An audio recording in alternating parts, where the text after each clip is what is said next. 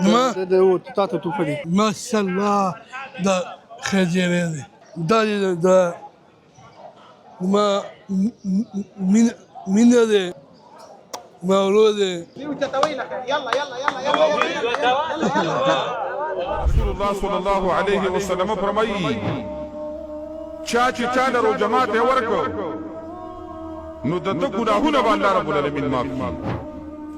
الله به پرې د اور نه آزاد کړي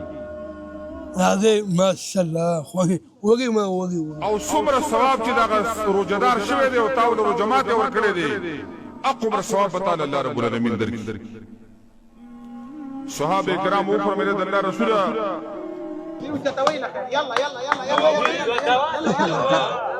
يلا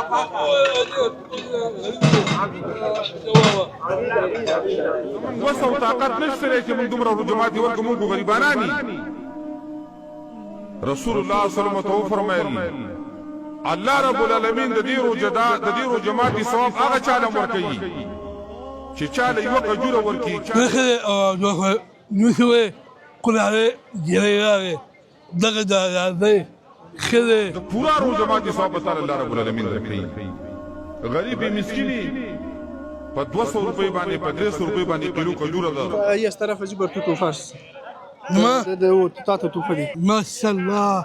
ده خجل هذا یو مسکین له اخلاق جماعت له اخلاق مدرسې له اخلاق ستا په رو جماعت باندې چې کوم مسلمان رو جماعت وکړو دا الله رسول فرمایي ګناهونه به الله معاف کړي د اور نه به الله آزاد کړي السلام علیکم ورحمت الله وبرکاته 2018 کال د روژې مبارکه میاشت 12مه روژه عطا خیریه بنسټ د هغه راجستر شوو کورنیو سره د ورځې د خوراکي توکو مرستې ترسره کوي او په ماښام کې بیا د روژهدارو لپاره ماښامنۍ تیاروي الله تعالی دې د ټولو څخه دغه قربانۍ په خپل دربار کې قبول او منظور وګرځي دا هغه دسترخوان دی چې پکې د روژهدارو لپاره خوراکي توکي ورکول کیږي همدارنګه د هغه روژهدارو لخوا د نړۍ ټولو مسلمانانو ته دعاوې ترسره کیږي السلام علیکم ورحمت الله وبرکاتو د الله جل جلاله د 12 میاشتو بهترینه میاشت رمضان مبارک چې الله په 3 حصو تقسیم کړی ده اوله حصہ د رحمت دویمه حصہ د مغفرت او دریمه حصہ د جهنم نه د نجات د رحمت 10 تیره شوه الله دې په ټولو مسلمانانو باندې خپل رحم او کرم وکړي اوس دا دی د مغفرت 10 شروع ده نو موږ دا دعا کوو چې الله دې ټولو مسلمانانو ته بخنه او مغفرت وکړه د عطا خیریه بنسټ له طرف نه 2018 کال 12 روژه ماتی د ننګرهار سیتامي مریضانو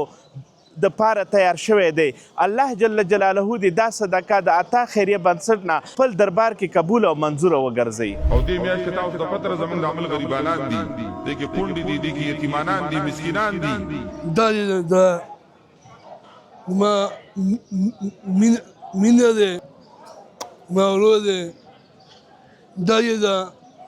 دي بابا يودنا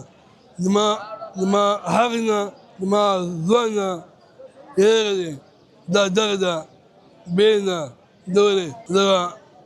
ده دولي ده توزي دولي لما هذا حتى ما بودد هذا التوا يلا ده كاوا ونمام هغه خلک دي چې هغه د مزدورۍ وړ نه دي بوډاګان شوي دي په موږ او تاسو باندې حق دار چې په هغوی باندې خپل نظریه وساتو ګوره په انسانانو کې 2 قسمه خلک دي یو قسم بدبخت خلک دا دي چې روژه راله ماله به څوک سره کړي روژه راله ماله به څوک سره کړي دغه د مغفرت 10 ده یا الله ټولو مسلمانانو ته بخنه او مغفرت وکړي یا الله څومره مسلمانان دي یا الله د آدم علیه السلام نه راواخله ورځ د قیامت پورې چې څومره مسلمانان دي الله ښځې دي او که سړي دي مړه دي او که ژوندي دي یا الله دې ټولو ته بخنه او مغفرت وکړي یا الله دا څومره مسلمانانو روژه نیولې ده یا الله دا روژې په خپل دربار کې قبوله کړي الله څومره مریضان دي په دې سیتامه کې دي د سیتامې نه بهر دي الله ټولو ته عاجله شفای کامله ورکړي یا الله څومره مریضانو د عادت دپاره د مریضانو خدمت دپاره دارونه راغلي دي الله دنیا او آخرت خوشحالۍ ور نصیب کړي الله دغه د عطا خیریه بنسټ د طرف نه چې کوم روژه ماتی د ننګرهار په سیتامه کې برابر شوی دی. الله دا صدقې په خپل دربار کې قبوله او مقبوله وګرځوي. الله اکبر الله اکبر الله اکبر الله اکبر. خولې وازه کړي د هر چا نه صرف سوال کې غوښتل کوي او یو قسم مؤمنان هغه دي چې هغه خپل جیب ته لاس اچولی دی چې د رحمت او د برکت او د مغفرت میاشت ده زه به روزانه چاله څه ورکوم